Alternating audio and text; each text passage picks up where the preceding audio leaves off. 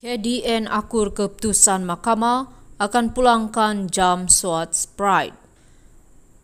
Keputusan Mahkamah Tinggi Kuala Lumpur hari ini yang memerintahkan Kementerian Dalam Negeri KDN untuk mengembalikan 172 jam tangan Swatch Pride yang dirampas tahun lalu menjadi satu pengajaran penting mengenai ketelusan dan prosedur undang-undang. Menteri Dalam Negeri Saifuddin Nasution Ismail mengakui bahawa kementeriannya harus mematuhi keputusan tersebut. Walaupun beliau tetap mempertahankan serbuan tersebut dilakukan mengikut prosedur yang ditetapkan. Namun keputusan mahkamah yang memutuskan rampasan itu tidak sah kerana dilakukan sebelum larangan ke atas barangan tersebut diwartahkan jelas menunjukkan ketidaktepatan tindakan KDN. Rampasan itu berlaku pada Mei 2023 tetapi pewartaan larangan hanya dilakukan pada Ogos tahun yang sama, menimbulkan persoalan mengenai kelicinan prosedur yang diikuti. Keputusan ini bukan sahaja memberi kemenangan kepada Swatch Group Malaysia Sendirian Berhad, tetapi juga mengingatkan kita bahawa undang-undang perlu diikuti dengan tepat dan ketat, tanpa sebarang kelonggaran yang boleh mencemar kredibiliti sistem perundangan. Dalam konteks ini, peranan kerajaan terutamanya dalam penguatkuasaan undang-undang haruslah lebih berhati-hati. Ketelusan dan keadilan mesti diutamakan dan sebarang tindakan yang tidak selari dengan proses yang sah harus segera dibaiki. Dalam masa yang sama, keputusan ini menunjukkan bahawa meskipun ada niat tertentu di sebalik rampasan tersebut, keadilan tetap harus ditegakkan tanpa sebarang pengaruh luar.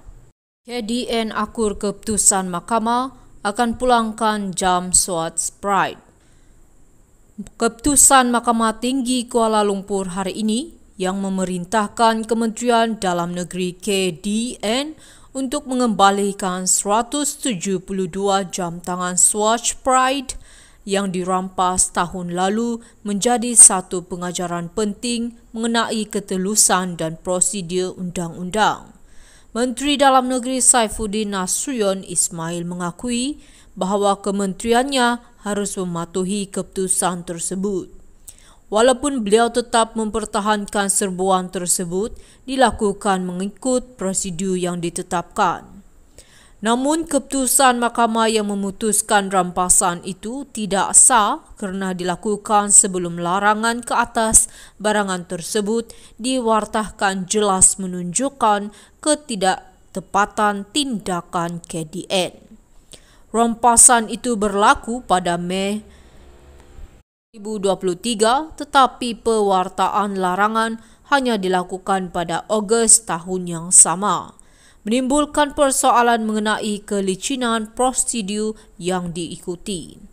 Keputusan ini bukan sahaja memberi kemenangan kepada Swatch Group Malaysia Sendirian Berhad, tetapi juga mengingatkan kita bahawa undang-undang perlu diikuti dengan tepat dan ketat, tanpa sebarang kelonggaran yang boleh mencemar kredibiliti sistem perundangan.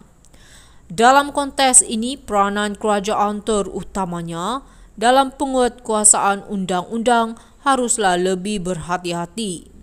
Ketelusan dan keadilan mesti diutamakan dan sebarang tindakan yang tidak selari dengan proses yang sah harus segera dibaiki. Dalam masa yang sama, keputusan ini menunjukkan bahawa meskipun ada niat tertentu di sebalik rampasan tersebut, keadilan tetap harus ditegakkan tanpa sebarang pengaruh luar. KDN akur keputusan mahkamah akan pulangkan jam SWAT Pride.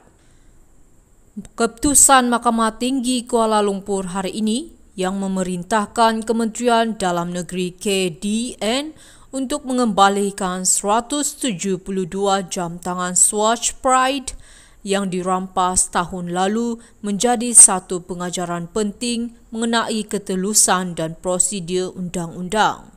Menteri Dalam Negeri Saifuddin Nasution Ismail mengakui bahawa kementeriannya harus mematuhi keputusan tersebut.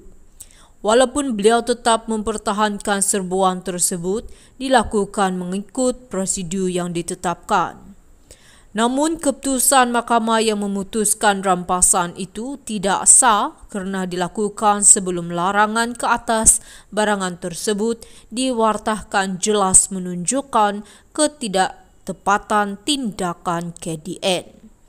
Rampasan itu berlaku pada Mei 2023, tetapi pewartaan larangan hanya dilakukan pada Ogos tahun yang sama, menimbulkan persoalan mengenai kelicinan prosedur yang diikuti.